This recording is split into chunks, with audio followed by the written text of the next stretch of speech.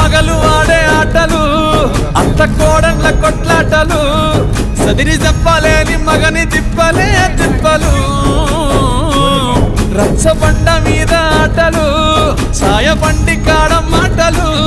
వచ్చిపోయేటోళ్ళ మందలించుకునే సంగతే గమ్మతి